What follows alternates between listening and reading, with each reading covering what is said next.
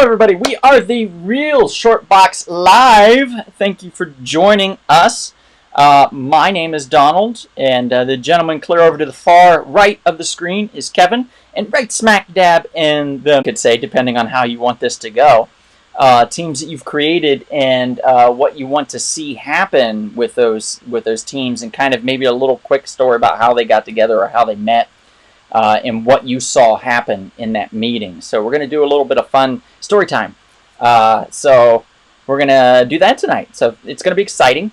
Before we get started, though, I would like to hear about just, I guess, if you were going to do the opposite, if you were going to do villains, like supervillain team up. They don't often do that, but when they do, it's like the Legion of Doom or things like that. Mm-hmm. But taking two supervillains, just who you would put together. I'm going to be doing some stuff in the background. You just took a topic that we could have done later.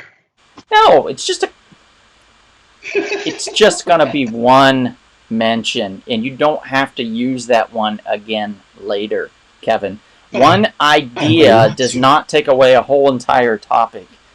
What are you drinking? I know the background. Are you at a bar right now? Well, actually, I am having some special water. I knew it. I knew it. He's drunk. All right, I'll be right back. Well, you know, it's funny, Chris. One matchup I've always wanted to see as far as two villains getting together. You know what? I'm going to go back to this when we ever do this. The opposite of what we're doing today as far as superhero team-ups or dream team-ups would be Lex Luthor and Dr. Doom put together as a team. I think that'd be one of the most dangerous, most powerful villainous combinations ever. Dr. Doom and Lex Luthor, two brilliant men, both multi-talented scientists, multi-talented businessmen, multi-talented everything. I mean, they are, just putting those two together would be so awesome. It'd be unbelievable. Latveria having a business deal with LexCorp, can't go wrong there. I feel like they would turn on each other pretty quick, though. Well, eventually. I mean, no doubt they're going to stab each other in the back at some point, but just while they're still in agreement, makes a dangerous and hell of a supervillain team. Got it. Dr. Turner? I'd probably go with the Ninja Turtle universe, and I'd probably go with Rat King and then Ratcatcher, or one or two from Suicide Squad, or let's do 1 and 2 together. Combined with the Rat King, I think it's the ultimate team to finally beat Splinter. Oh. Able to control him like triple time. I know like Rat King always controlled him, but he was always able to like eventually be defeated. But if you have another two there to back up, like one Rat King gets distracted, another one can come in and control Splinter, and I could throw a third one in there from the Thundercats universe. Rataro, he's one of the mutants. Oh yeah, Rat team. Yeah, man, you got these three rats just coming after Splinter. Team Rat. Team Rat. Ratatouille. I had an idea for one that I thought would just be a hoot, and that was the little worm, Mr. Mind from Shazam, Captain Marvel, teaming up with Detective Chimp, and together they solve crimes and mysteries. I think that'd be super cool. What about villains? Well, I mean, Mr. Mind is a villain, so. But Detective Chimp, though, I didn't think he was so bad. No, Detective Chimp's not bad, but you know, like you can team up like a guy that doesn't really care about sides as long as shit gets done with a true villain. Gray. With a true villain. Someone in the gray. Okay. Yeah. It'd be kind of like you know, pairing up with Lucifer from the Morning Star from the comic book. You know, not exactly the greatest person in the world, and gets things done by dubious means. So I think that there'd be an edge to it. I think it'd be a lot of fun. So another one would be Spawn and Constantine. Yeah, I guess you could. Yeah, Constantine would be a good one with Spawn.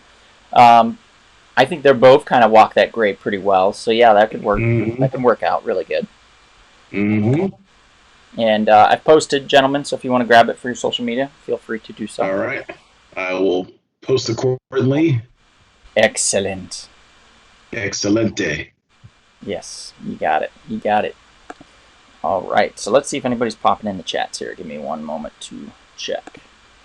I'm done doing that, indeed, so I'm going to see who we have here. Oh, Mom and Dad's here. Everybody say hi to my mom and dad. Hi, Mr. and Mrs. McKinney. Hi, Mom. Hi, Dad. Good to see you guys. I feel like we just popped. Okay.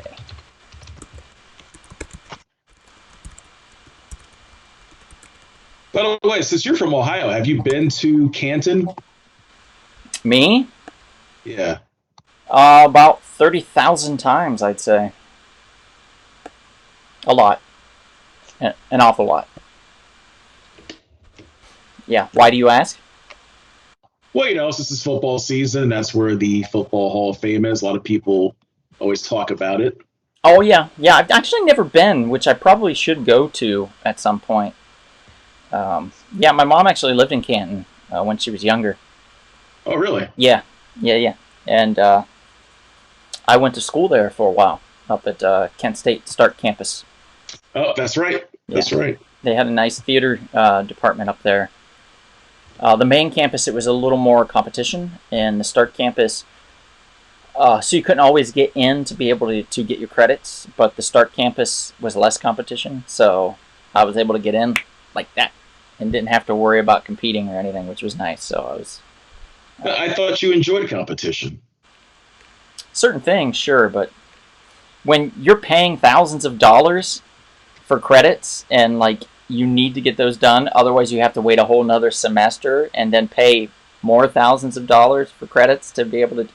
It's just, man, you do what you got to do. I see. I cut somebody once there. How badly? The back of their ankle, their Achilles tendon. I cut them, so they couldn't perform, and I got on stage. Was his name Achilles? What? Was his name Achilles? I'm not going to say what his name was. Thank you. Sorry. See, I thought he was going to say that he cut somebody in line or he cut the cheese, not that he actually cut a person. He actually cut somebody. Wow. I did. Yeah, I cut him. It's just the way it is. So, yeah, tonight's going to be a fun one. Canton, as far as Canton's concerned, Canton's quite lovely in parts, but South Canton is not so much. I heard some things. South Canton's still one of the most volatile, most dangerous, smaller cities in the world, actually, or in the United States. It's it can be very, very dangerous. Yeah, not a good place to be at times. You know where else is not a good place to be? Columbus. Columbus? Wow. Columbus is all right. Columbus, capital? Columbus is better than South Canton, I'll tell you that. Not this week, it's not. Why? What happened? I don't know what happened on Saturday. Oh, yeah, they lost to the Oregon Ducks. So, yeah, it's not a fun place to be. Not a fun place to be right now. Oh. Yeah, all right. That's okay, though. I mean, I'm not a college fan, so college football anyway. But NFL, I know you love your Pittsburgh Steelers. Yes, not to bore the shit out of anybody, but they did win, and the Browns lost, and that made me very happy. So, you know, a lot of people will curse you out right now. You know that's that, right? Fine. That's fine. Look, I just happen to know quite a few Browns fans that, for some reason, are exceptionally loud and very proud of their team, and they want you to know that they hate the Steelers, and they think the Browns are awesome. And I think that's cool, but, you know, it's like when you've won so many times and your team's doing so well all the time, it's hard to... I don't know. When my team loses, I would be a little more quiet. In other words, is what I'm saying. Like, I wouldn't be as mouthy as somebody that's lost over and over and over and over so many times. But yeah, the Browns need to take it from us Lions fans who know our team's going to lose, but we still say you suck anyway, just because it's fun. Yeah. We know they're going to lose. We have no expectations ever of winning, but Right. Well, you had a hell of a comeback over the weekend, so that was nice. yeah, didn't give up. That was a good fourth quarter. Yeah, yeah. Jarrett, football is not really lame. And are you talking about soccer though? Like, because that is un-American, like soccer technically. Well, basically, American football is a combination of rugby. Actually, it's more rugby than anything, just with more passing. Andrew Asher says he cries in Jets fan, so that's his. They have their own particular language that they cry in now. It's true. Yeah. Well played, Andrew. Well played. But yeah. So let's start talking a little bit about what we're going to do here. For those that are just stepping in, we are going to be talking about superhero team-ups, and not necessarily the trope ones of like, Superman teams up with Batman or whatever, like the Brave and the Bold or whatever you want to call it. Not that. This is something that we want to see paired up. We did something like this a long time ago in some audio podcasts, Kevin, myself, and Jarrett, and we were doing like basically superhero teams. So if we formed our own Justice League, who would we put in there? If we formed our own Avengers, who would we put in there? And so far, and so on and so forth.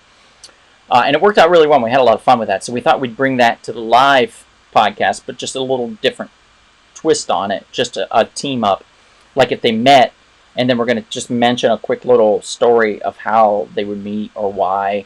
And then, would they get along? Would they not get along? And then we'll kind of throw that out to the audience, and you guys can let us know what you think. If you think that they would get along, or if you think you have a better pairing for one of the people that we're talking about, you can throw that out as well. So be as active as you want in the chat. Feel free to. We always enjoy that, and we enjoy talking with the people in our chat. Another thing that I want to bring up really quickly is we do have some sponsors now.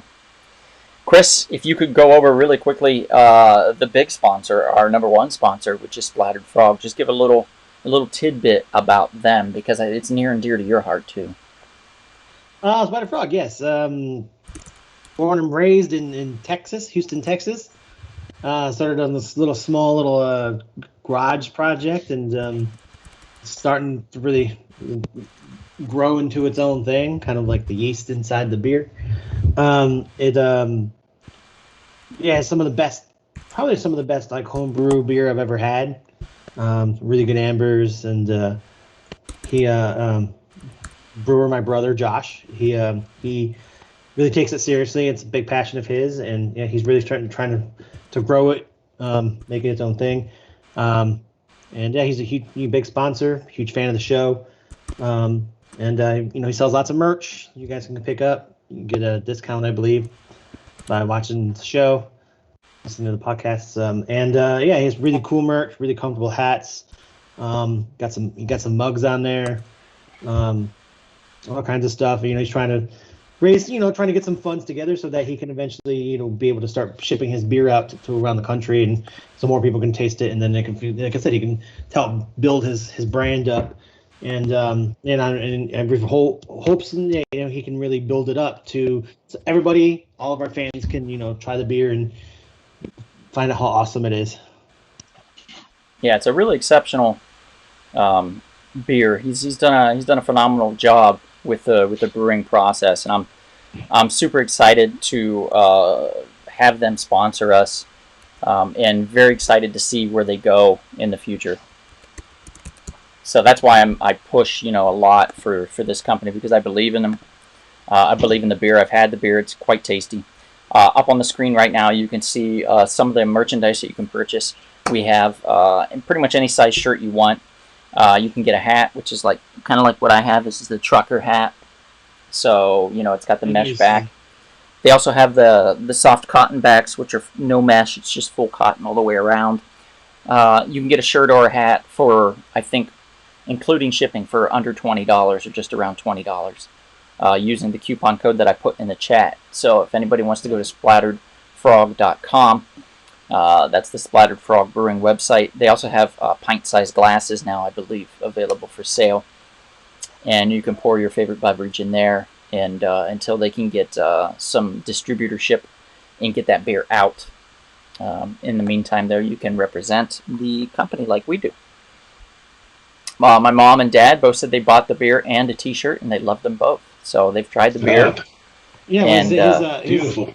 His flagship beer is Amber, and you and I held the tasting in Austin over New Year's, and it had nothing but really positive reviews. Like everyone really loved it, as far as I remember, unless anyone lied. But so as he has a really good flagship beer, and hoping soon he can get it out there. Hey, Sherlock Homie, thanks for joining. Jarrett, by the way, says first team up: Splattered Frog and Frog Thor. That'd be a good team up. Absolutely good team up. Our next sponsor is really quickly is from Half's Hot Sauce. It's a hot sauce company, of course, and they are Ohio born and bred. Just a great guy, Brian, that owns and runs the company. He does a phenomenal job with a lot of hot sauces. Actually, today I had some breaded chicken breast, and I was like, what can I make with this breaded chicken breast as far as a sauce? And I was like, well, what about like a Dijonnaise kind of thing? And I thought, well, I wanted to have a little dill pickle flavor. So I thought, well, I'll add in the Trippy Pickle hot sauce from Half's Hot Sauce. Throw that in with some mayonnaise, mix that up, and boy, oh boy, a little splash of mustard in with it, and that was delicious. Great dipping sauce for my chicken, my breaded chicken breast, and my roasted potatoes. So I was very happy. That's the Trippy Pickle that he has. He also has Maine Squeeze, which is a watermelon rhubarb one, which I haven't had myself, but I'm really excited to. I got a bottle, and I haven't just opened it yet. Another one that he just has that just came out, Chris, by the way, is called More Cowbell. It is a hot mustard hot sauce. So it's very hot, but it is also extremely flavorful, which I find to be hard to do with extremely hot flavors, to be able to mix those and get a good flavor and a super hot sauce. And he just did a wonderful job with it. And on all the hot sauce forums, it's blowing up. People were posting about it and raving about it. It's great. So halfshotsauce.com. You put in the coupon Donald Hiccups, you get 10% off your order. So check them out. Hey, Enrique says, sorry I'm late. No problem, Enrique. Thanks for joining. Appreciate that. So let's, I guess we'll get started here, since we've talked about our sponsors and we've talked about what we're doing today. For those that are just coming in, we are talking about our team up dream team, so to speak. Couple heroes, superheroes that we would like to see together, fighting together, how they got together, and why. So we're gonna start it off. Kevin, why don't you take a crack at the first one, and then we'll go from there. All right. I will start with two people who are very similar. Two heroes have similarities, come from money, had tragedies in their lives, and are very good with equipment. And that is Batman and Iron Man. Okay. All right. Let's see. Batman, you say. Batman, you say. Yes, Bruce Wayne and Tony Stark, Iron Man. All right. You kind of got Iron Man there, but we'll put him up on the screen again. Okay. Alrighty, there we go. Batman and Iron Man, right above your heads, guys. Now, what's cool about these two characters, well, we'll start with Iron Man first, in the sense that he is a very kind of a smart aleck type of guy, a womanizing type fella, a guy who's been through tragedy.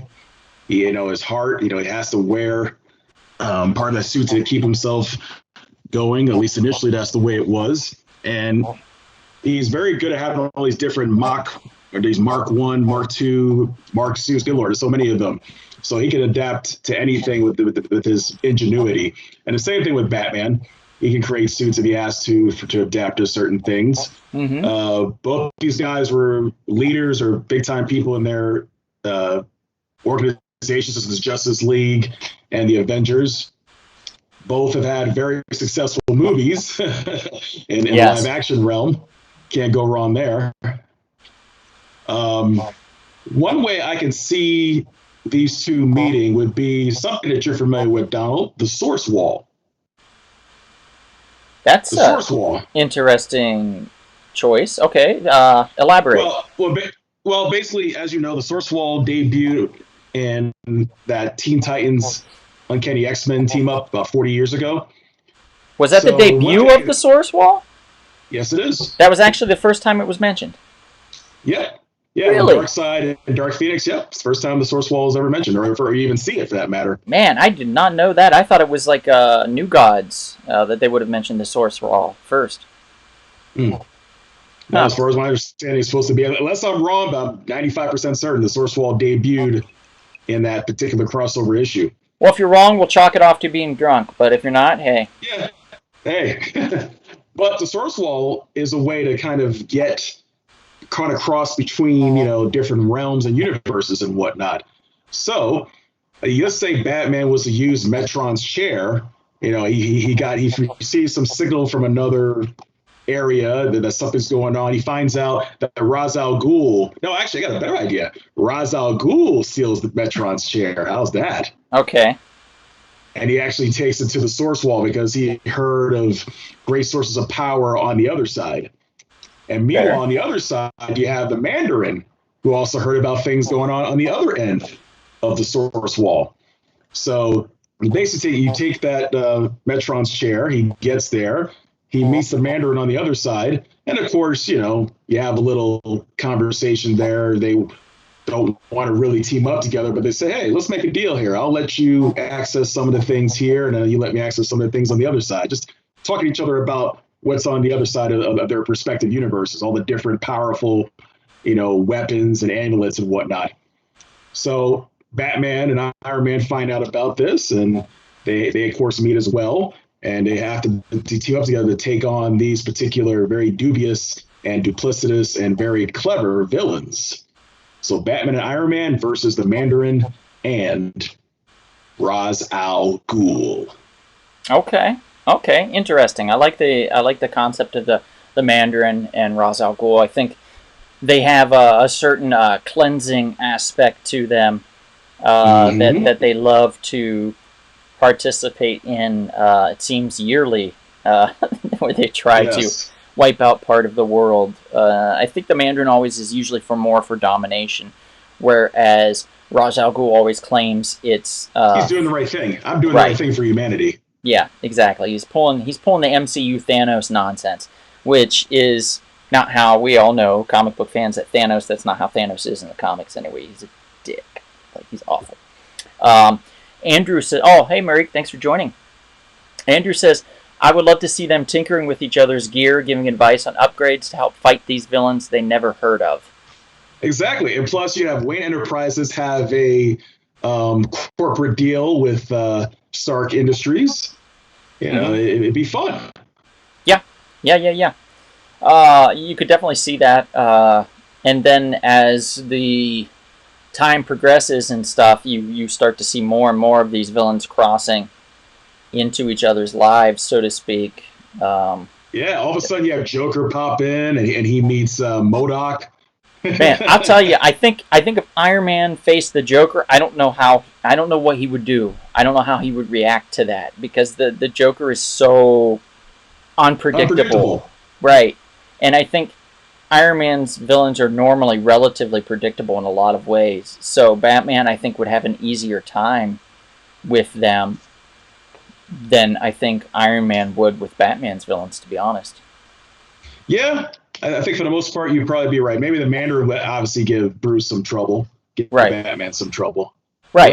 Yeah. I think the Mandarin would be like one of the number ones because he's methodic, Yeah. Whereas, though, I also see the Iron Man going, okay, so you're the Riddler? Nice question mark. Right. Yeah, so riddle me what? What's going on here? Riddle me what? Yeah. What was funny though is when it'd be great when the Riddler gives him a riddle, he used like his computers and his armor to kind of decipher. Okay, what does that mean? And you have what's his name inside the machine? Give him the answer right away. It would be Jarvis. Jarvis, give him the answer right away. Yeah, you know what would be really cool is if the Joker got into Iron Man's suit somehow, or got one of his extra ones and went on a tear, just like spray painted it with like smiley faces or whatever, and just went nuts. That would be awesome to see. Let's say he got the War Machine outfit and start doing exactly that. Yeah, or he kills War Machine. Ooh, like boils him in his suit and then like just pours him out like an egg, and then hops in after it cools and takes off or something. You know, you want to get really devious. You have Joker kill Rhodey and Pepper Potts.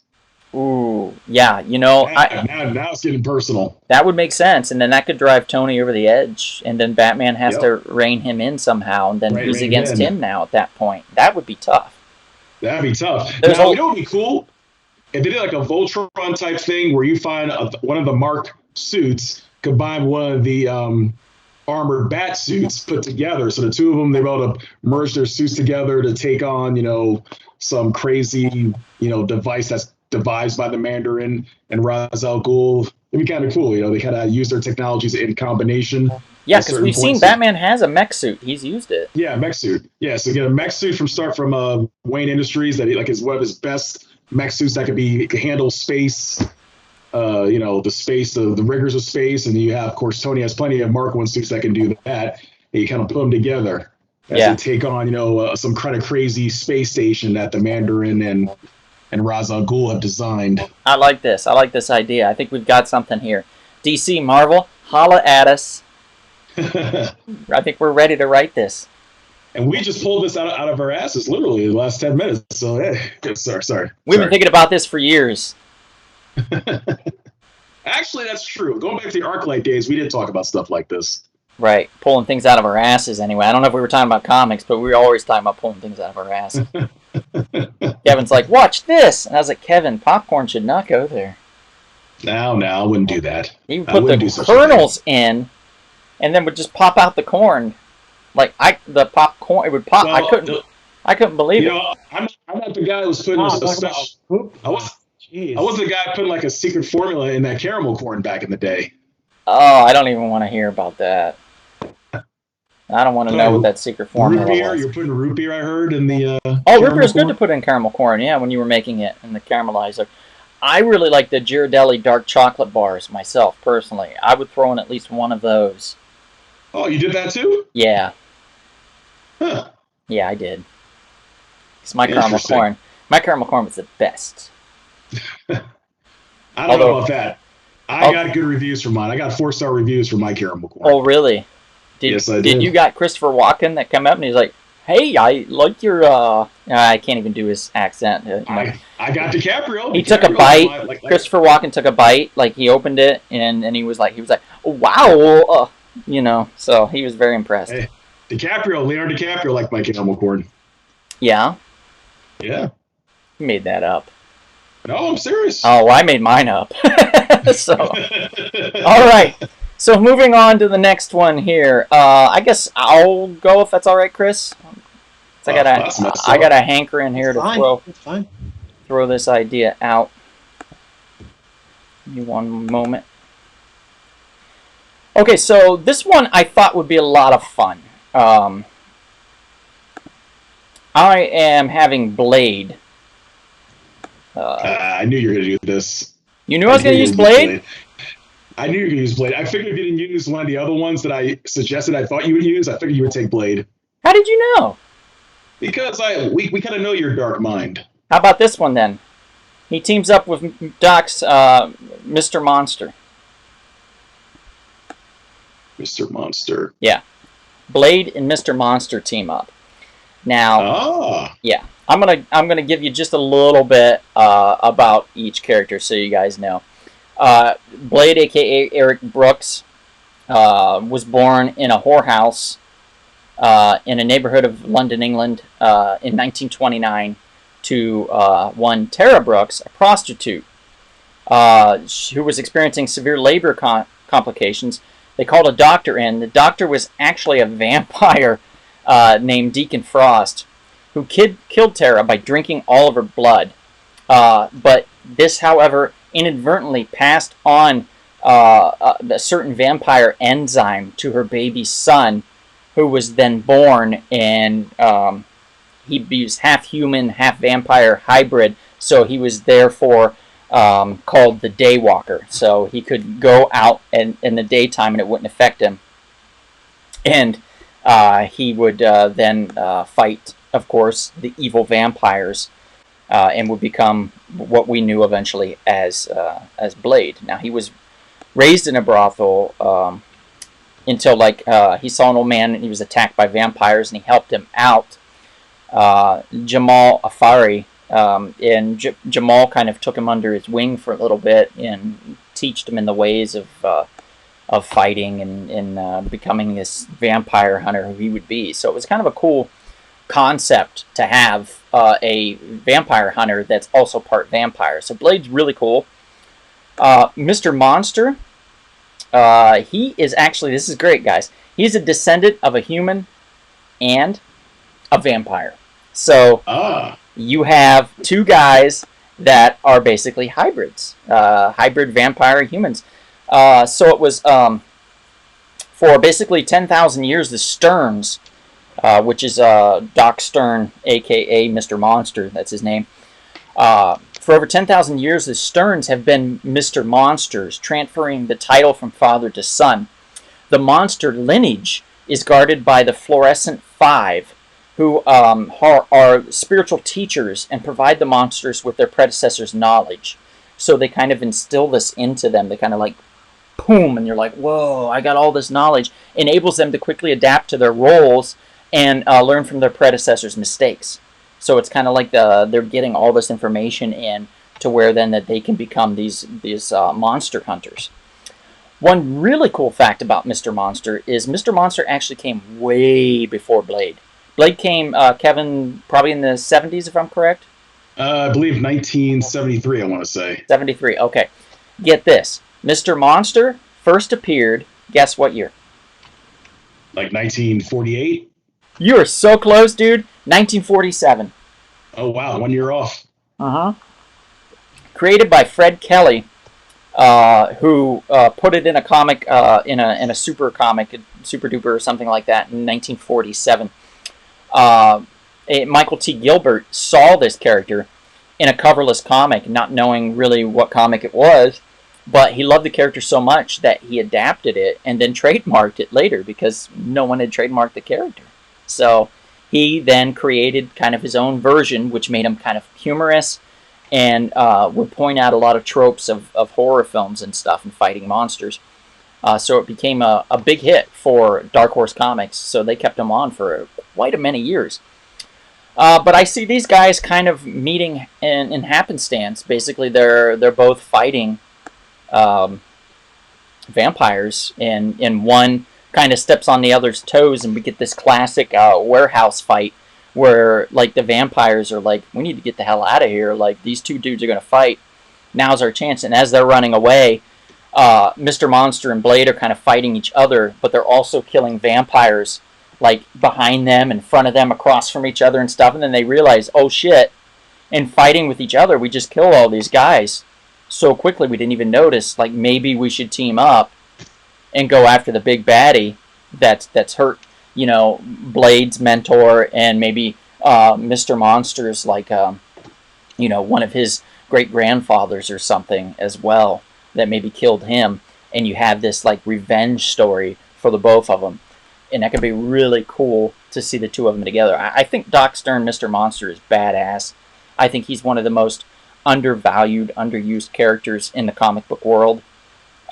He's, in my opinion, Hellboy's cool and all.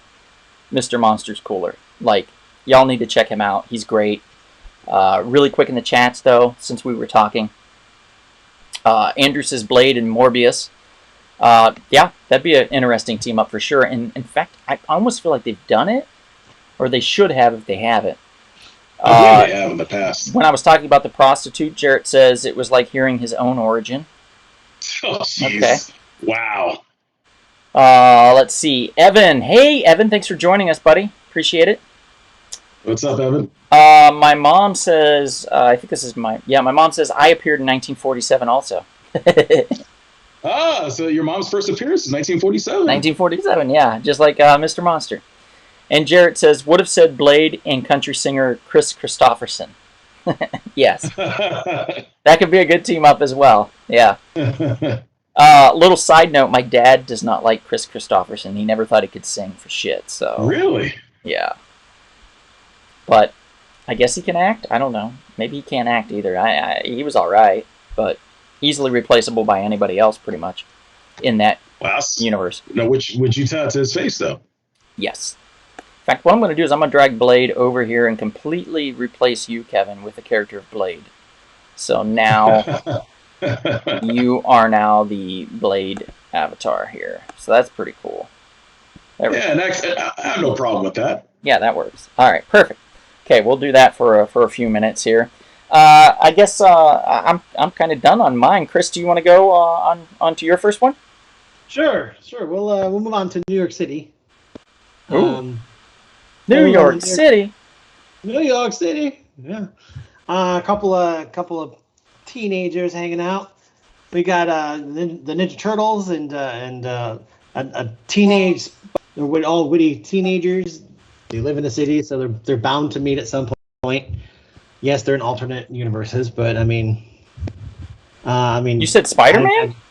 Spider-Man, yeah. That's a good team up because Spider-Man's pretty fun and humorous, and they're all not New very. Yorkers. They're all New Yorkers. He's not very imposing. Yes. Yeah, he's not very imposing either. So that could definitely work very well, I feel. And the Turtles are fun. You know, they're teenagers. They like to have a lot of fun. Yeah, this is a good team up. Yeah, I just imagine the fighting, like the fights, like all of them like trying to chop each other with the funniest jokes, with the funniest witty jokes. Especially Michelangelo, Peter, and Michelangelo. Raphael. Back and forth. And Raphael and Peter would be fun to watch. Yeah, they're trying to up each other on their fighting skills, and Michelangelo and him trying to up each other on the jokes. I think it'd be like an awesome, like a scene to behold. And I could see him either taking down Spider-Man villains or Ninja Turtle villains. I mean, they're gonna be kind of cool team up for Shredder to team up with Kingpin. The two of them to imagine if Krang like was Kingpin. Imagine if Kingpin was actually a oh shit! Like his stomach opens up. Utrom, yeah, he was an Utrom, yeah. And Krang's been in there the whole time. That explains why he's so strong. Because then he's an Utrom. Yeah, that would be so cool. I love that idea. And so they have to team up. Ooh, Rocksteady and Bebop team up with the Rhino and the Doc Ock and them. That would be great. Scorpion, yeah. Yeah. Oh yeah, Scorpion, the Lizard, Rhino, Rocksteady, Bebop, Toka, Razor. Holy shit! I imagine the Sinister Six versus along with those the groups. Shredder's team, but the Sinister Six is doing nothing but calling them dumb because they're really retarded and stupid. Yeah. And they can't do anything right. And you're like, what? So the Sinister Six has to do all the work because the other ones are just causing chaos and destruction. Yeah, Sinister Six is more organized, better organized. Yeah. And also, we can't forget the Mousers. So the Mousers, and then you have Oscorp with some, robots that are being used as well teamed up together. I always feel like you can't have the Mousers without Baxter Stockman, and Baxter Stockman is a great pairing with the Vulture. So yeah, that'd be awesome. Or even Doc Ock. Man, yeah, they're both kind of. Yeah, that's true. That's a good point. Yeah. So we got Doc Ock, the Vulture, Baxter Stockman, the Mousers, the Rat King. Right, at some point, Leatherhead. Well, except Leatherhead, I mean, it depends on which turtles you're looking at, because sometimes Leatherhead's a good guy, sometimes he's not. So. Okay. Now, they made a team-up comic. I just found this recently. They made a team-up comic between Donatello and Leatherhead. Really? I never saw it before. I found it out in the wild in Ohio, and I bought a copy, because it was $3 or something, and I was like, shit, I gotta buy this. Yeah, because if you look at the IDW Ninja Turtles, he is, Leatherhead's a Mutanimal, which means he's a good guy, with Slash and... Oh, yeah, Mutanimals. I forgot about those. Hobbs and a few of those other ones, and so so it depends. I think original, he was a bad guy, but in this one, in IDW, he's a good guy, so... Ooh, yeah, Jared's got a good one. He says Daredevil and Casey Jones. Oh, that would be amazing. That'd be a great. I'm gonna pin that up there, Jared. That's a great choice. Let's see. Shredder on a hoverboard says Andrew. Andrew Asher and Andrew. Oh my God, I would butcher your last name, so I'm gonna just call you Andrew Y. I'm so sorry, Andrew. He says the villains and heroes are like a zoo. Everyone is based off of an animal. Yeah. Yagizarian. That's how you pronounce it. Yagazarian? There you go. Hey, all right. I did all right. I'll still call you Andrew Y, but I did. I got that, I think, according to Kevin. So I did all right. Andrew Asher says this is such a good crossover. Yeah, right. And then Andrew Y says Mary Jane and April meet up at some point. Yes. Oh my God. And in April, Mary Jane, like, she tears up her outfit, and April's like, all I have is this jumper you can borrow. And then they put Mary Jane in that yellow jumper, and she's like, this doesn't zip. That's not for children. This doesn't zip up all the way. The And children. like, it's like, Donald, the children. Papa, you know? The Yeah. children, Donald. TT Remember, Tata. kids love Tata Spider-Man. TT. No. Hop, hop, hop, hop. No, the kids love Spider-Man and Turtles. You can't expose them to that kind of stuff. Meets Ant-Man, gets a big crush on her. Oh my God. Yes. This needs to happen. This needs to happen. I'm sorry. This needs to happen. Chris, this was a great idea. Well done. Yeah, I mean, they've already done Batman and Power Rangers and Ghostbusters. Why not Spider-Man? It's true. It's true, yeah. And they even did like a crossover, I think, with the X-Files. Yes, the X-Files, yeah. Strangely enough, which I want to read, actually. I don't know if it's any good, but I want to read it. So I'm going to have to find that, because that sounds interesting to me. I like these strange ones. Like, they did a whole Universal crossover with IDW, so they owned, like, the Transformers at the time, the rights. I think G.I. Joe, Turtles, Ghostbusters, and they all fought Mars Attacks. Yes, yeah. So Mars Attacks came into the universe. They even did one with Popeye, by the way, where Popeye fought Mars Attacks, the Martians. Which that's a standalone issue. That's a lot of fun. Yes, Andrew, my spider sense is tingling. Yes, you got it. Yep. Okay. All right, so that's a really good one. Kevin, let's hear your number 2 in your team up here. All right, if you don't mind, Kevin, just go ahead and do that.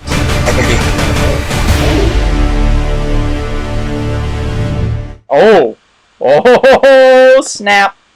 You know what that means? Sorry, we gotta top 5. We gotta take a pause, and we gotta discuss your top 5. Now, ladies and gentlemen in the audience here, our top 5. What that means is whoever is our special guest for the evening, they have to mention their top 5 of whatever we ask them to mention. Now, this one is brought to you by our primary sponsor, Splattered Frog. So, Splattered Frog, you can go to splatteredfrog.com, type in code SHORTBOX, save 20% off on their website. And tonight, the top 5, Chris, is your top 5 actual superhero team-ups that happened. So, you have to list 5 of those, and I know that might be tough. I can only think of a few off the top of my head quickly, but you got to do it.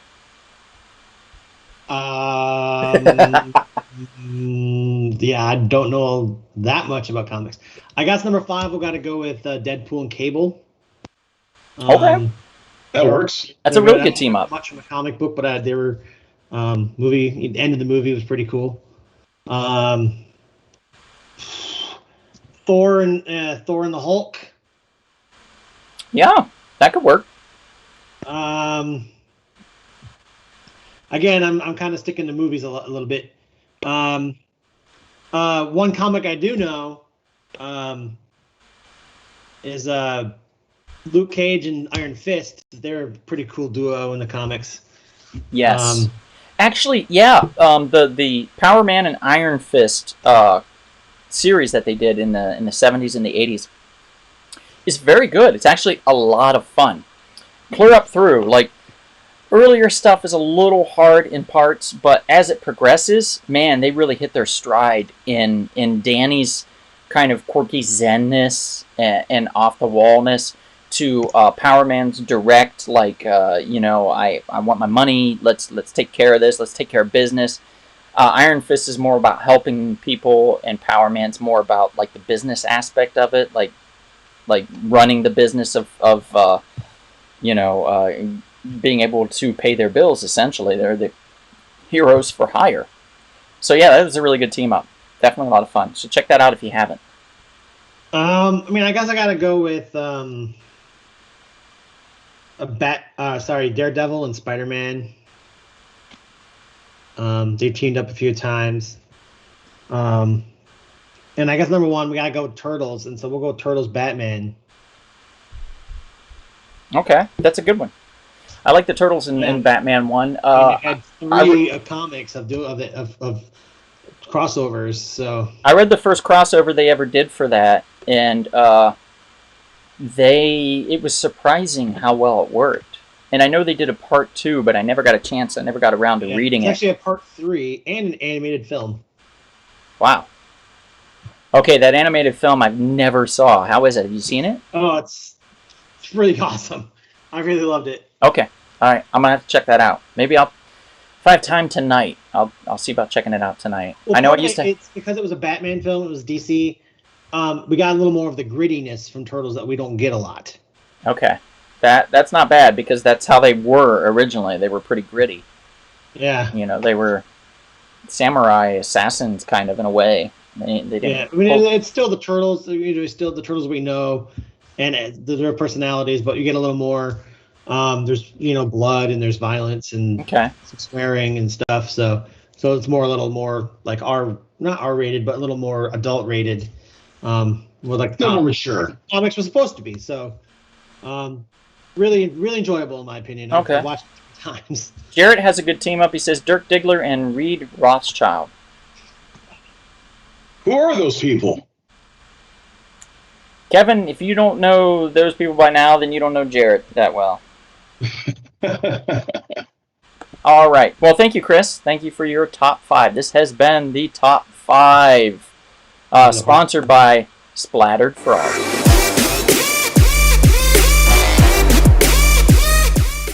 All right, now, moving on back to what you were talking about, Kevin, before you were interrupted. Your number 2 of your superhero team-up, sir.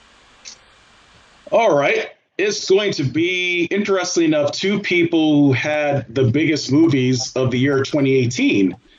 Characters that weren't well known until that year, and that would be Black Panther and Aquaman. Ooh, la la. Okay, let me pull that up. I like this, Kevin. This is a good one, too. Very well done. The reason why I did this, I just kind of thought about this a little more thoroughly. Wouldn't it be cool if Black Manta and Neymar met under certain circumstances? Some kind of interdimensional portal underneath the sea and the deep ocean. Wait. Encounter each other. Under the sea? Under the sea. Under the sea. Under the sea. Darling, it's better down where it's wetter. Take it from me. So Black Manta, he finds out that Neymar, Submariner's Atlantis, is dying. There's just a big environmental crisis that's happening there, and it's going to die. But Black Manta says, hey, if you come to my world or my universe, the Atlantis there will be able to replenish your Atlantis. So you should come here and, take what's there. And now you can take a source, some kind of source in Aquaman's Atlantis that could actually save Submariner Neymor's Atlantis. So Black Manta kind of uses him, and Namor is essentially a bad guy. So one of the things he has to do is he has to go to Wakanda to obtain not only vibranium, but also another particular important source that's there to help save his Atlantis as well. And as well, yeah. So basically, you need something from Wakanda, and you need something from Aquaman's Atlantis in order to save Submariner's Atlantis or Namor's Atlantis. So Namor is just being a jerk. He's being a bad guy, and he's using Black Manta. They team up together to take on both Aquaman and Black Panther. And Black Panther, of course, he receives a representative from Atlantis and tells him what's going on. We're about to be invaded and whatnot, and they have to come together to take on these particular foes. So Black Manta is really the real bad guy. He's kind of manipulating Namor for his personal purposes. Mm-hmm. So he's trying. He kind of needs a source to kind of finally help him take out Aquaman once and for all, because he knows Namor is strong enough to do it. How confusing would it be to Wakandans to see Black Manta like come up into Wakanda's bay, so to speak, with this suit on, and would they necessarily immediately think of him as an enemy? Or would no. See, that's part of the conspiracy. Black Manta, since he is what he is, right? He takes his helmet off. He's a black man. He's like, maybe he's studied and knows a little bit about their culture. Yes, in other words, he could say he's part of a prophecy, one of the Wakandan prophecy. So he kind of looks like one of these figures from their past that's supposed to come and bring some kind of enlightenment to Wakanda. So they're thinking that Black Manta is that person. But of course, he's not. He manipulates the Wakandans. He manipulates even T'Challa at first to think that, I'm this person, blah, blah, blah. But of course, he's just there. They give him vibranium free, willingly to help power his device he's going to use against Aquaman. And so, this is where I'm thinking, all these things that could be done to how Black Manta's, plot, his conspiracy, his devious plans come to fruition. He manipulates Namor. He manipulates the Wakandans. Oh, yeah. I'm not sure how effective Black Panther would be in this, because don't cats not like to go in water? Well, it's not a real cat. Just add some tube things around here and he's good to go. Does Wakanda have a bay? I thought they were like in the middle of Africa. They have a bay, like a seaside port. Of course they do. How else are they going to have boats? They have boats? Of course they do. How do they not have trade with other spaceships, other villagers? They've got boats. It's a fictional world. We can place it wherever we want. Yeah, we can do whatever we want in this fictional world. Well, multiple fictional worlds. Right. Yeah. No, I just wasn't sure if I had missed something. I was like, did they have an ocean? Well, in the movie world, you certainly missed something, but in the comic. And plus, Wakandans can travel anywhere around the world. They have technology to handle all types of environments. Yep, that they do. I like this idea a lot. I would love to see this crossover. I always thought that Black Panther 2 would be a great way to bring in Doom. If they did Doom more, and they were able to bring in Namor, supposedly, I hear. Yeah. Well, they can bring in Namor. That'd be great. And maybe, actually, they'll do part of this story without... Like maybe Ocean Master finds a way to convince, or not, like in this fictional world, Ocean Master's in there somewhere too, and he finds a way to help convince the Wakandans as well, or something like that. There's a lot of ways you can do it. A lot of ways you can have a lot of fun with it. I like the idea a lot.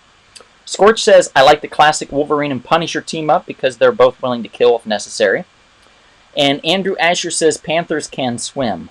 But do they like to swim, Andrew? That's the thing. Do they like it? They can, but do they like it? I don't know. And as we just seen, I don't know if you guys are watching the What If series.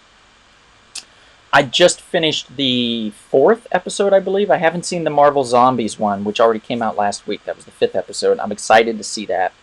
Maybe I'll watch that tonight too. I have a lot to catch up on, actually. But I did just watch the 4th one, which is what if Doctor Strange, instead of losing his hands, lost his heart. And it was kind of like a Groundhog Day of him continuously trying to save the love of his life. Very touching, very kind of heartbreaking and romantic and touching and really well done. It sounds dumb when it was like on the screen. I was like, this is going to be stupid. But it ended up being very good. At least I thought. Yeah, so if you get a chance to check out the What If series, there's some really good stuff in there so far. And one of them was Black Panther. What if he was Star-Lord? And oh yeah, I heard that was a unique take on that, a different idea about that, because he actually brought more peace. He was able to bring more peace, and I won't explain more because I don't want to spoil it. But there's a big part of that you'll be like, oh, okay, it's really cool. My mom says that her and Dad, I think, or just her, are on the 5th episode. So you haven't seen the zombie one, Mom, or you have?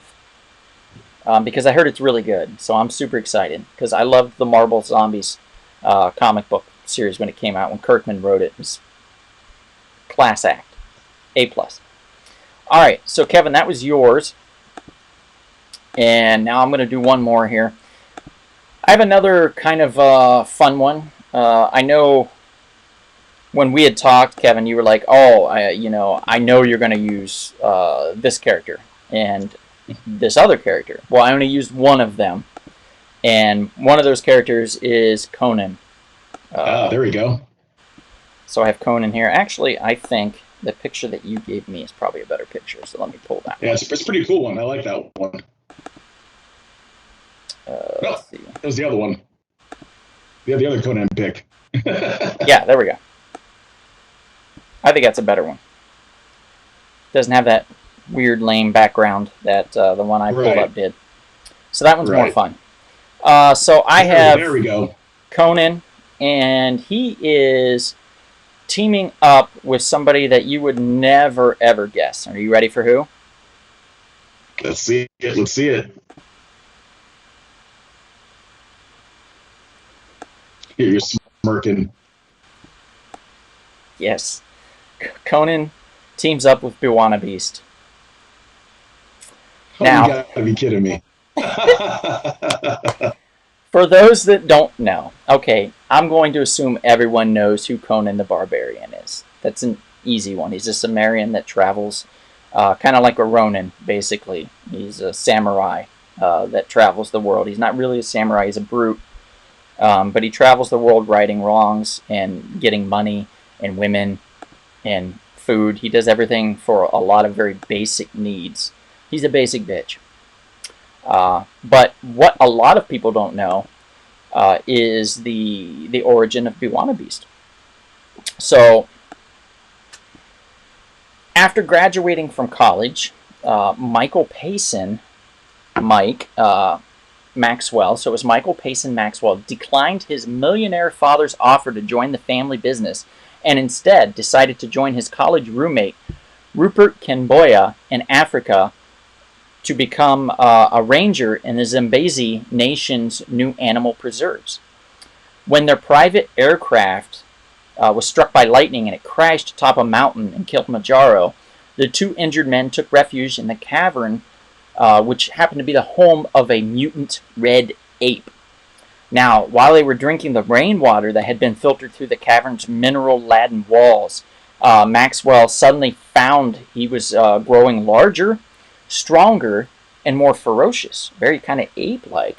And he was able to subdue the red ape when the red ape came to attack him, and he did it quite easily. And it was like, oh my God, what's going on with me? Acknowledging Maxwell as its new master, that red ape then retrieved an ancient helmet from the depths of the cave and placed it onto Maxwell's head. Through the helmet then, Maxwell was able to read the ape's mind and discovered its name was Djuba. He also discovered that the helmet enabled him to control the actions of all other animals, much like, Animal Man can communicate with him. Agreeing that these new powers must be used for the good of all Africa, Maxwell created the identity of Bwana Beast and became the Dark Continent's super troubleshooter. So basically their superhero in Africa was Bwana Beast. Now, that sounds pretty cool, I think. Conan can't communicate with animals. What happens is Conan is sent by who he thinks is the tribal leader of a town that he goes in. They bring him to the king's lair, and they say he's in the tent there, and they say, Conan, there's an evil entity, an evil ape, terrorizing our town. And they show him pictures of it and stuff, and they said, we need you to go and kill this ape. It will have a protector, a human guard that you will also have to defeat. And Conan's like, well, what's in it for me? And they say there's riches there and a crown. If you bring that crown back to us, we will give you all the women you want, all the money you want, all the food you want. Conan, again, basic bitch. He's like, yeah, I'm in. Let's do this shit. So he travels to Africa and goes there to destroy this beast. And when he gets to this cave, after fighting many different jungle animals and stuff, he finds this red ape. But the red ape isn't attacking him, and he can't understand why until Bwana Beast comes on the scene, and that's when they fight. Conan and Bwana Beast fight. Bwana Beast is finally able to subdue Conan and puts the helmet of his own onto Conan, so Conan can then understand the true power of communicating with animals and all the pain he has caused the jungle along his way. And as a penance, then joins forces with the Red Ape and Bwana Beast to go back in finding out that King is actually a dark wizard that had clouded Conan's mind and caused him to go so viciously into the forest, into the jungle, to attack this Red Ape anyway, and all these jungle beings. So then it becomes this really cool team-up of Conan, Bwana Beast, and the Red Ape, Dajuba, to usurp this evil wizard and all the people that he has the power over in the town, in the village. I think it'd be a really cool story. I would write the hell out of it. So, Marvel, DC, if you're listening, I'm down. Just give me the rights. Just let me do it. No question. Just let me do it. Looks like my mom already started it today, and she said I'll like it. The 5th episode of What If. But anyway, that's my little story with Conan and Bwana Beast. If anybody wants to add to that or has any questions or ideas that they want to throw in, feel free. You could add Animal Man into the mix. You could add a lot of other people. What's that? Animal Man is from the Red, as they call it. Yeah. Animal Man and actually Bwana Beast have met before. They met in Grant Morrison's Animal Man series, where actually Dajuba was kidnapped and was being experimented on in a lab, and Bwana Beast needed Animal Man's help to rescue him. And I thought that was a really cool way to bring Animal Man into the series. And Grant Morrison's always liked working with interesting concepts and characters. Like, he was a big fan of Flex Mentallo when he was writing the Doom Patrol series. And a lot of Grant Morrison's work in Doom Patrol is inspired the Doom Patrol HBO Max series, which is coming up on its 3rd season. If you all are not watching that, I highly recommend it. Need to get caught up. It is a uniquely odd, beautiful, humorous, crude series that I just can't get enough of. Brendan Fraser as Robot Man is phenomenal. And then the other cast in there, everybody's stellar. We have a James Bond, actually, in the series. Which James Bond? It would be the 4th? 4th James Bond? Kevin? Timothy Dalton? Dalton? Yeah. Timothy Dalton. The 4th James Bond is actually in there as kind of the mentor, so to speak, in the series. So it's very good. Very, very, very well done. So highly recommend it.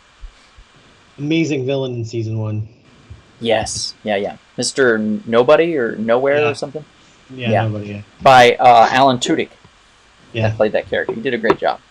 All right, I'm going to leave the second one in your capable hands, Chris, when you're ready. We're gonna go to Mystic Arts a bit. We're gonna talk about Doctor Strange, Dr. Stephen Strange, and John Constantine teaming up. Okay. Thinking about, might be just kind of interesting. Maybe Doctor Strange having an issue with Mephisto. Goes to Constantine's universe and recruits him to help out.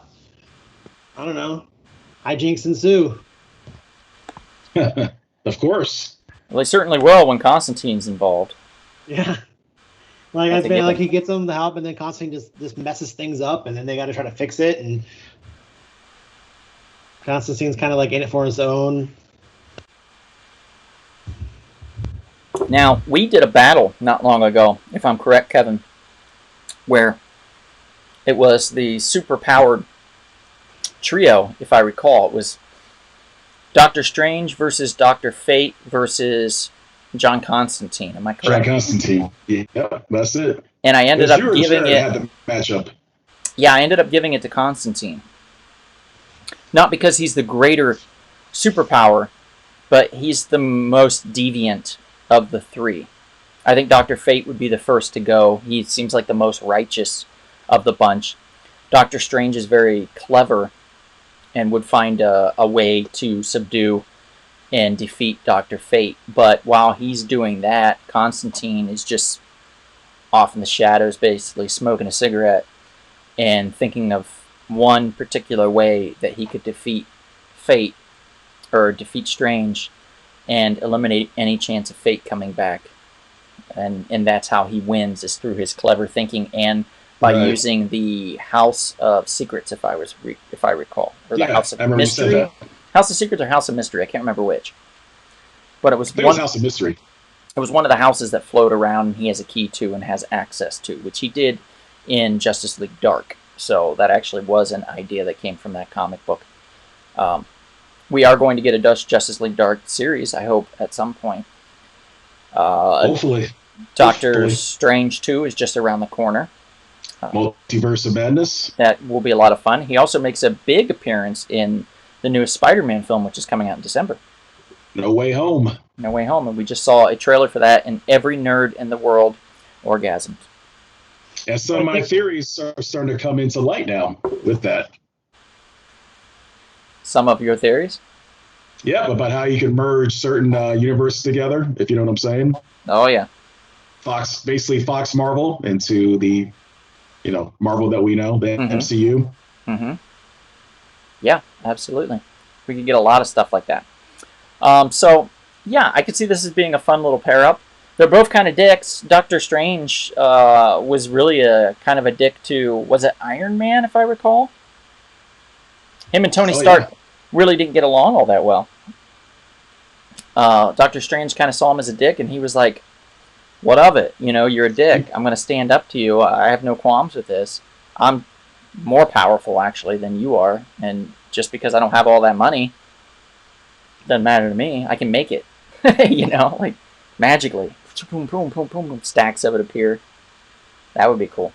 But yeah, it's a good pair up. Anybody have any? It's a goatee versus goatee. Right. Anybody else have any ideas as far as this story and on if anything you want to add in the chat? Go ahead and feel free to do so. In the meantime, we are going to move on to our third and final for Mr. Kevin. So, Kevin, when you are ready here, sir, hit us with your final pairing, your third one. Well, I thought this would be a fun one. The great Jedi Master and probably the most famous Jedi of all, Luke Skywalker, and the hero, one of the main heroes for one of my favorite cartoons from the 80s, Lion-O, Lord of the Thundercats, as they battle two evil, essentially sorcerers, Mum-Ra and Palpatine. I can see that. Yeah. Think about it. The Force and the Eye of Thundera coming together. At least the light side of the Force and the Eye of Thundera coming together to take on the ancient spirits of evil and the dark side of the Force. The dark side. The dark side. It's not the east side or the west side. It's the dark side. The dark side.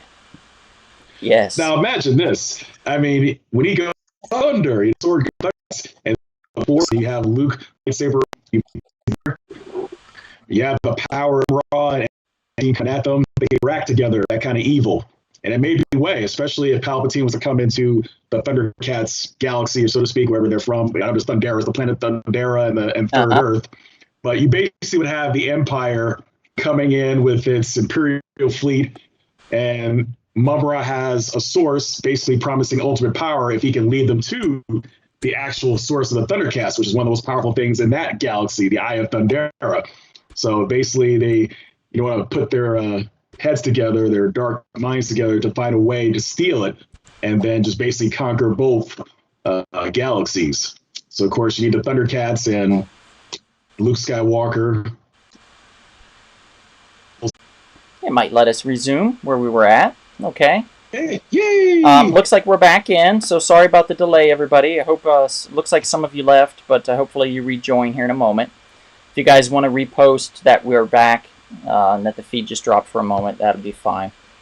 All right. The chat was frozen. I'm sorry, Scorch. We had a momentary freeze up here on that. Let's see. My mom says I'm in a loop.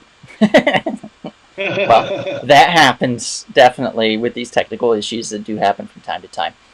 Scorch says, do you think that Luke Skywalker will get annoyed by Lion-O repeatedly yelling out thunder, thunder, thundercats, ho? Yes. He probably would look at him funny. It's like, do you really have to do that?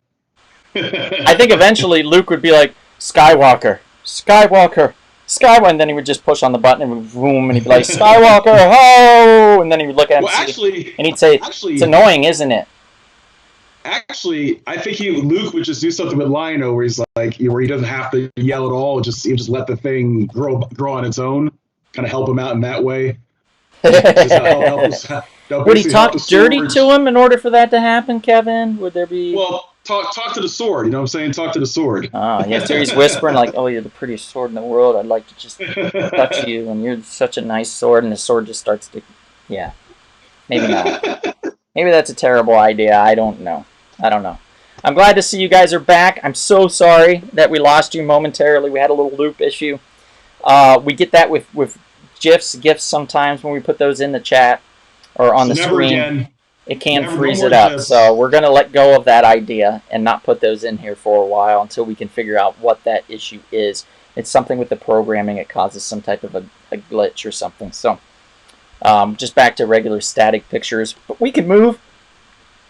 I'm Wacky Inflatable Arm Man. You flapping your arms. Okay, I'm done. I'm dizzy now.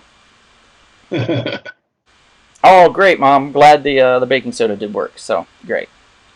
I'm glad that helps. You definitely, yeah.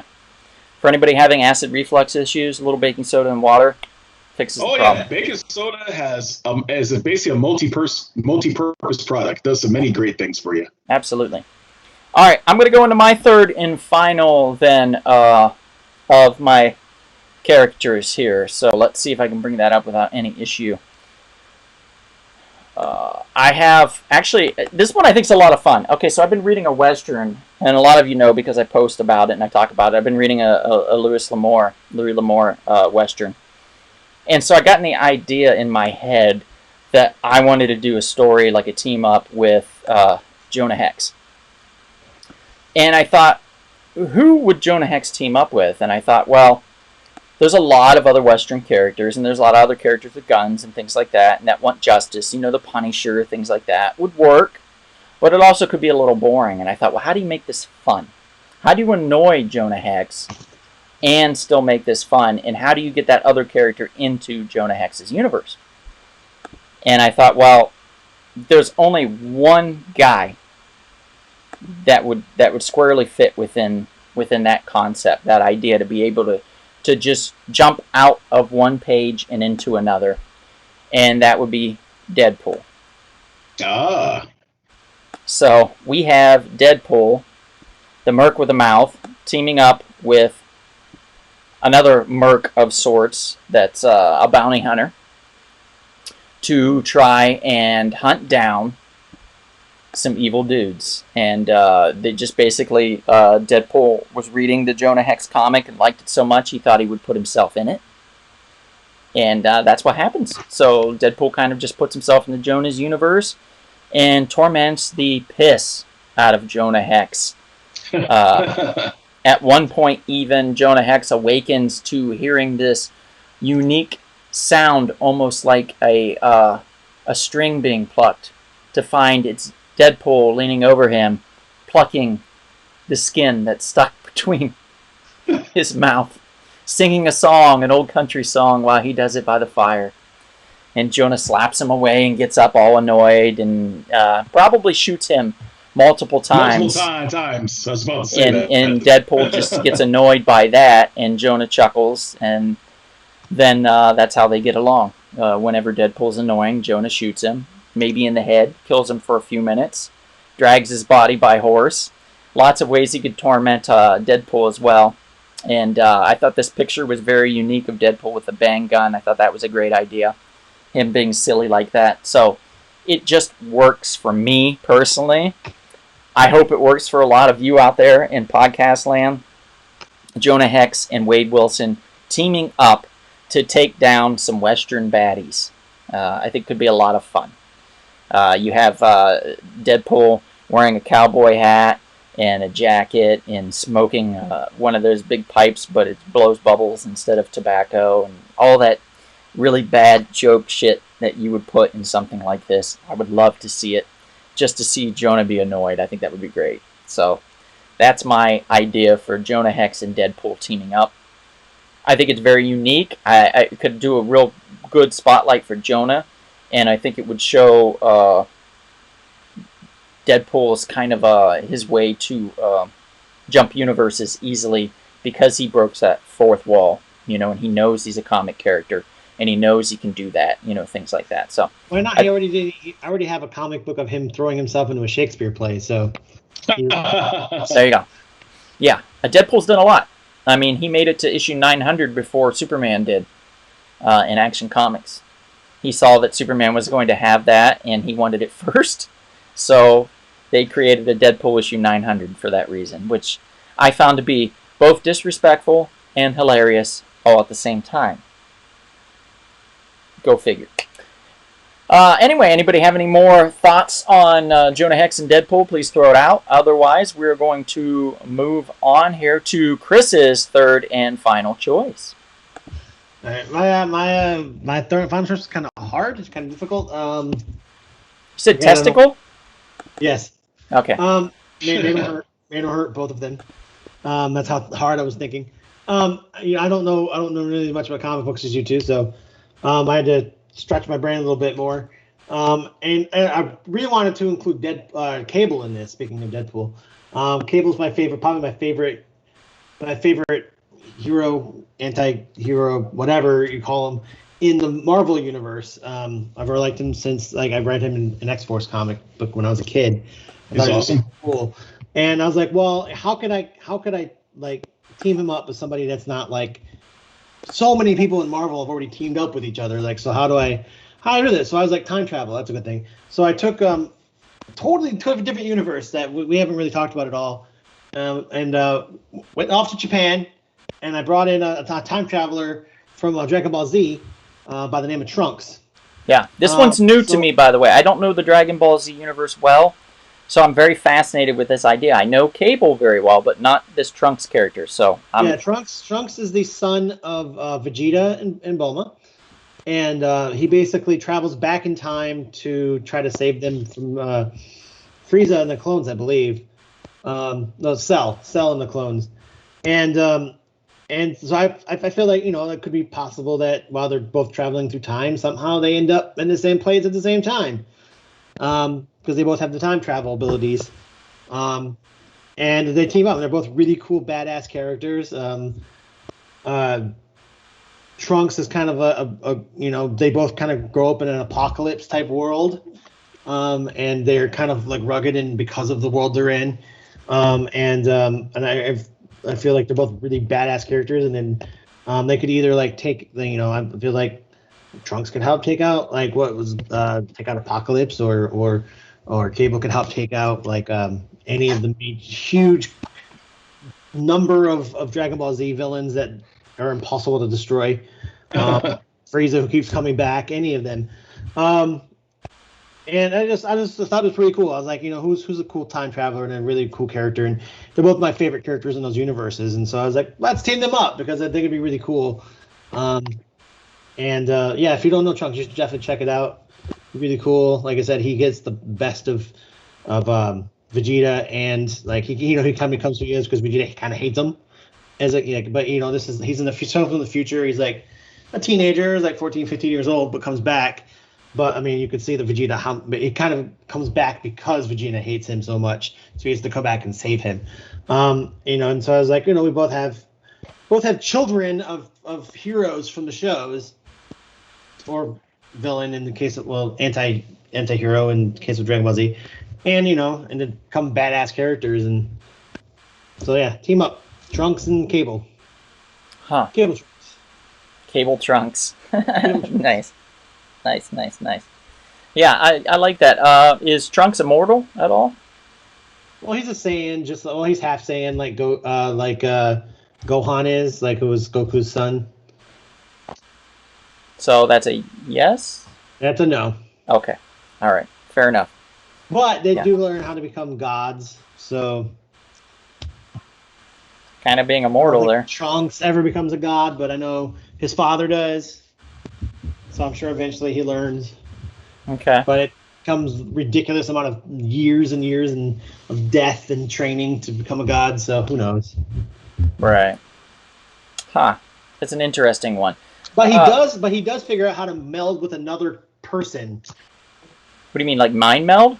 No, like physically, like he melds his body with another person. So Two becomes one. So is there two minds in that body then, or does he overtake that body completely?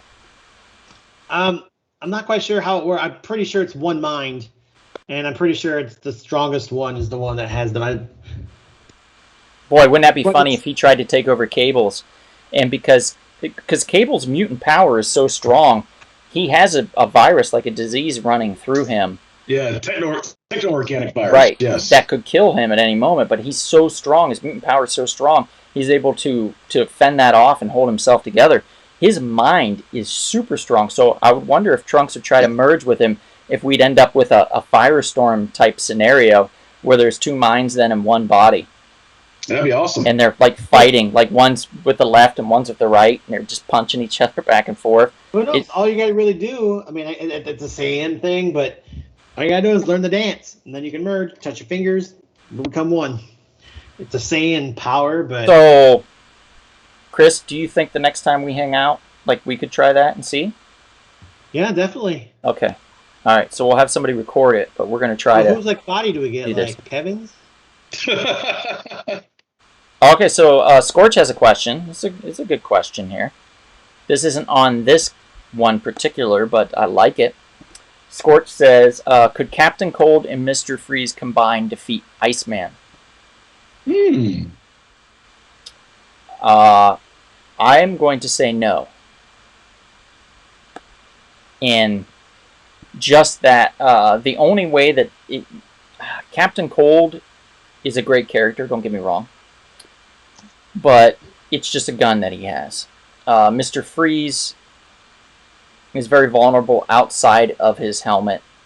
But he's a very world-renowned, very smart scientist. So he could technically probably figure out a way to stop Iceman and kind of reverse the colding process. So maybe if they had enough prep time, Mr. Freeze and Captain Cold could do some damage to Iceman. But I think overall... they've built Iceman up to be pretty powerful in the X-Men universe, so it'd be pretty hard. Bobby Drake Iceman is a mega level mutant now, so yeah, it'd be tough. Yeah, I think that they would find themselves in not in hot water, but they would. And a cold day in hell, essentially. Yeah, cold day in hell is when they would defeat Iceman. So, no. Anybody else have any questions like that? Well, we're happy to field them. Because that does remind me of we're finished with our matchup, Iceman versus Firestorm. Ooh, I would say Firestorm would win. Well, yeah, you did. Remember we did the matchup years ago? Yeah. We talked about that. Well, I know, but the audience here doesn't know that. Molecularly, that's how Firestorm works. He can break you down to basic atoms. So, H2O, he would just oxygen, hydrogen, and just kind of separate Iceman slowly. And that's it. Until he's on the ground. It's a wrap. Yeah. Yeah, it's a wrap. And then he would use heat to just... That's it. Finish him off. Yep. So that'd be pretty quick, actually. And pretty painful for Iceman. So, if Firestorm was friends with Captain Cold and Mr. Freeze, it'd be a lot easier for those two. And keep in mind, there's also Killer Frost, Icicle, and quite a few other frozen, like, or ice-related villains. Characters. Yeah, that are around within the universes of Marvel and DC and stuff. They do a lot of them. In fact, Robot Chicken did a fun episode on that, where all the ice villains got together. And they all, like, showed up to rob the same bank, I think, and they were like, "Oh, man, what?" You know, it was cute. It was very cute. Very cool episode. That's I funny. recommend it. So I'll give it another minute here before we close it out if anybody has any more questions. But otherwise, we're going to wrap this up pretty easily tonight. So I want to take a moment to thank our special guest, Christopher D. Turner. Thank you again for being on, sir. Always a pleasure to have you. Thank you, sir. And of course, thank you. We are the Real Short Box. You can find us on a multitude of platforms.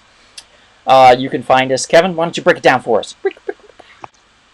Well, we are on Spreaker, we're on Spotify, we're on Blueberry, we're on Google Play, we're on the Apple podcast, I believe. Yep. We're on YouTube, obviously.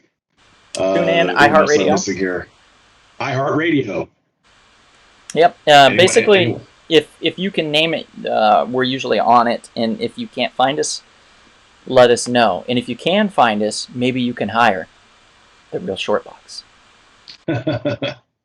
It's my little A-Team thing there. Because I love the A-Team ever since I was a kid. I had the little van that I'd get inside of it and drive it. Mr. T was my favorite, hands down, by the way, when I was younger. Oh, he was? Yeah. When I got So B.A. Baracus, that was your guy. Yeah. And then as I got older, I really gravitated towards Murdoch, but I still loved Mr. T. So then I was like, that's the duo I want. That's like the... So for my parents, like for my dad, it was Laurel and Hardy. For my mom, it was Abbott and Costello. And I think for me, it was Benny Hill, and then it was Mr. T and Murdoch. For me, it was the Three Stooges. I used to love the Three Stooges. That really makes a lot of sense, actually. That could really attest to the brain damage I think you have. Wow. Wow. I'm hilarious. Oh, jeez. Yeah. Pat myself on the back for that one. Anyway, yeah, you can find us on YouTube every Monday. We do this live broadcast normally. Kevin, we've got a couple good ones coming up here soon, right? Yes, we do. If I recall, these next 2 weeks, these last 2 Mondays of September, we're going to be ranking TV shows from the Marvel and DC universes.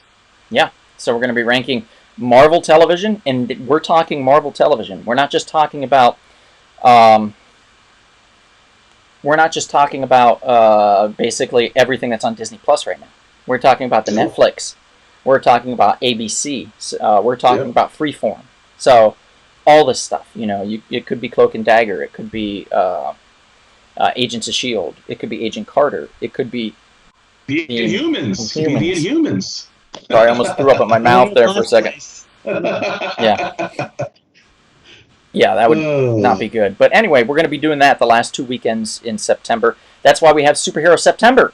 And by the way, our audio podcasts are going to be a lot of fun. This Thursday, landing this Thursday, is our interview with master hypnotist Hakeem Alexander.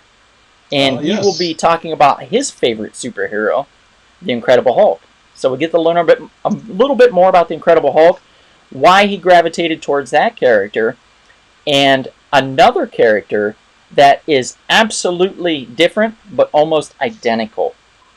And it's quite monstrous. So tune in for that on our audio podcast platforms for the Real Short Box this Thursday for our interview with master hypnotist Hakeem Alexander. It's going to be a lot of fun, guys. So check that one out. Again, thank you so much. We are the Real Short Box.